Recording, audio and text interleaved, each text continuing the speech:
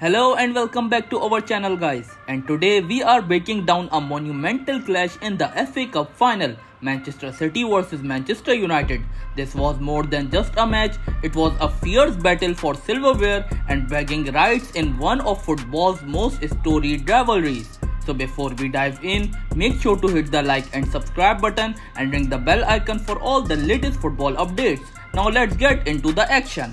Manchester City head coach Pep Guardiola played this game with a 4-2-3-1 formation, in which he started Ortega at goal, Kyle Walker at right back, John Stones and Nathan Ake were the two centre backs, and Guardiola played this game at left back. Rodri and Kovacic were the two defensive midfielders. Kevin De Bruyne played this game as a central attacking midfielder. Bernardo Silva played this game as a right attacking midfielder. Phil Foden played this game as a left attacking midfielder, and Erling Haaland played this game as a centre forward. While Manchester United head coach also played this game with a 4-2-3-1 formation, in which he started Andre Onana at goal, Wan-Bissaka at right back, Varane and Lisandro Martinez were the two centre backs, Diego Dalot played this game at left back, Amrabat and Kobbie Mainoo were the two defensive midfielders, Bruno Fernandes played this game as a central attacking midfielder, Garnacho played this game as a right attacking midfielder, Rashford played this game as a left attacking midfielder, and McTominay played this game as a centre forward. So guys, it might not have been a vintage season for Manchester United, but they salvaged something at the last with a terrific performance to seal FA Cup glory at the expense of rivals Manchester City. Alejandro Garnacho and Kobbie Mainoo were the heroes as Erik ten Hag's side pulled off a stunning 2-1 victory, thwarting Pep Guardiola's dream of back-to-back league and FA Cup doubles.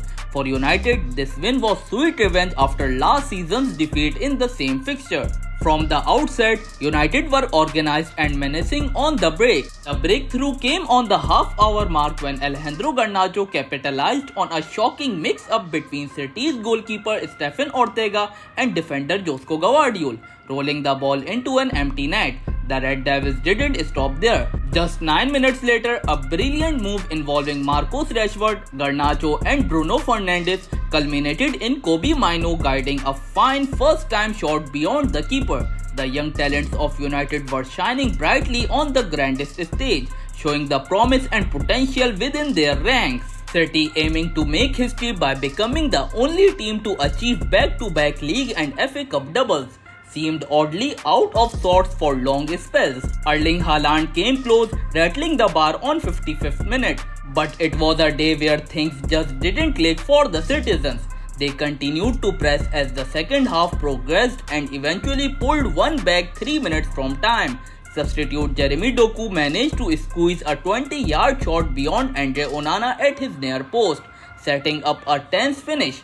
However, it proved too little too late as United held firm to avenge last year's final defeat and lift the FA Cup for the 13th time. So guys, before heading towards the conclusion, let's take a look on the match stats. Manchester City took a total of 19 shots in which 4 of them were on target, while Manchester United took a total of 11 shots in which 5 of them were on target. Manchester City had 74% of possession, while Manchester United had 26% of possession. Manchester City completed 664 passes, while Manchester United completed a total of 248 passes. Manchester City commit 7 fouls, while Manchester United commit 11 fouls. Manchester City got 1 yellow card, while Manchester United got 2 yellow cards. So guys, this victory is not just a trophy win for Manchester United, it's a beacon of hope in what has been a challenging season.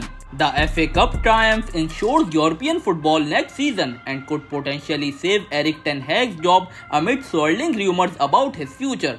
This scenario yearly echoes when Louis van Gaal led United to the 2016 trophy, only to be dismissed days later. Should this fate befall Ten Hag, he can at least depart with his head held high, having delivered another trophy to the club. For Manchester City, the defeat brings a slight sense of deflation following the euphoria of their 4th straight Premier League title a week earlier. They were not at their best and will be left to reflect on what might have been as they missed out on another historic achievement. So that's all for today guys. What do you think of the match? Do you think this FA Cup victory will be enough to save Ten Hag's job, or do you foresee a managerial change at Old Trafford? Let us know your thoughts in the comment section down below, and don't forget to like this video and subscribe our channel for more football content. Until next time, thank you.